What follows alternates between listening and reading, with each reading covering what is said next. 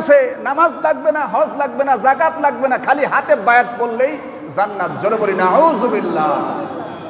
আল্লাহ রাসূল কিসের উপর বায়াত করেছেন সেটাই জানে না, খালি বায়াত শব্দ গ্রহণ করেছে। আছেন এরকম? শুধুমাত্র এই ভণ্ডরা বায়াত শব্দ গ্রহণ করেছে, আর এই শব্দ গ্রহণ করে এটা দিয়ে ব্যবসা চালায়, ঠিক কি না? সম্মানিত হাজরিন, আল্লাহ তাআলা আয়াত নাজিল করে দিলেন, লাকাদ রাদিয়াল্লাহু আনিল মুমিনিনা ইয ইউবাইউনাকা তাহতাশ শাজারা।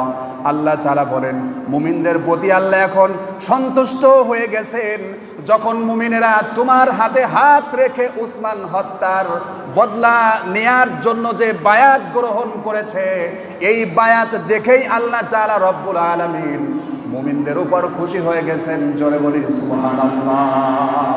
যখন সাহাবীরা বায়াত গ্রহণ করেছেন, সাথে সাথে আল্লাহ আয়াত নাজিল করলেন যে আমি তোমাদের উপর এখন সন্তুষ্ট হয়ে গেছি। জোরে বলি সুবহানাল্লাহ।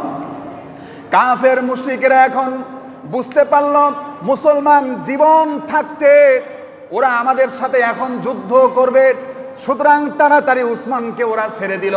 উসমান রাদিয়াল্লাহু তাআলা আনহুকে ছেড়ে দিল। উসমান রাদিয়াল্লাহু তাআলা আনহু শিবিরে চলে আসলেন, আর কাফেরেরা সন্ধি করার জন্য কাফেরেরা দূত পাঠালো যে আমরা এখন সন্ধি করতে চাই তোমার সাথে। কাফেরেরা মুশরিকেরা আল্লাহ রাসূলের কাছে আসলো, এখন সন্ধি হবে হুদায়বিয়ার সন্ধি। হুদায়বিয়ার সন্ধি শুরু হবে। কাফের মুশরিকেরা সন্ধির শুরুতে বলল, ইয়া মুহাম্মদ সাল্লাল্লাহু আলাইহি ওয়াসাল্লাম, তুমি মদিনা থেকে এসেছো, এই বছর তুমি আর কোনো উমরা করতে পারবে না, এই বছর তোমাকে ফিরে যেতে হবে, আগামী বছর উমরা করতে আসবা। সাহাবীরা রেগে গেল, ইয়া রাসূলুল্লাহ, মদিনা থেকে 500 কিলোমিটারের পথ, হেঁটে হেঁটে, কোনো ঘোড়া নেই, কোনো কিছু নেই, হেঁটে হেঁটে 500 কিলোমিটারের পথ পার হয়ে মক্কায় এসেছে উমরা করার জন্য, এখন ফিরে যেতে হবে। আল্লাহ রাসূল বললেন, চুপ থাকো, এই সন্ধির মধ্যে আল্লাহ তাআলা আমাদের বিজয় দান করবেন। জোরে বলে সুবহানাল্লাহ।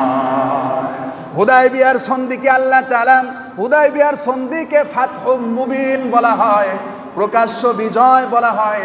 এরপরে কাফেররা এই সন্ধির শর্ত দিল, আরো শর্ত দিল যে কোনো মুসলমান যদি কোনো মাক্কি যদি ইসলাম গ্রহণ করে মদিনায় চলে যায় তাহলে তাকে ফেরত দিতে হবে, আর কোনো মুসলমান যদি মক্কায় চলে আসে তাহলে কুরাইশগণ তাকে ফেরত দেবে না। এরকম করে প্রত্যেকটা শর্ত ছিল কাফেরদের, কুরাইশদের পক্ষে ছিল।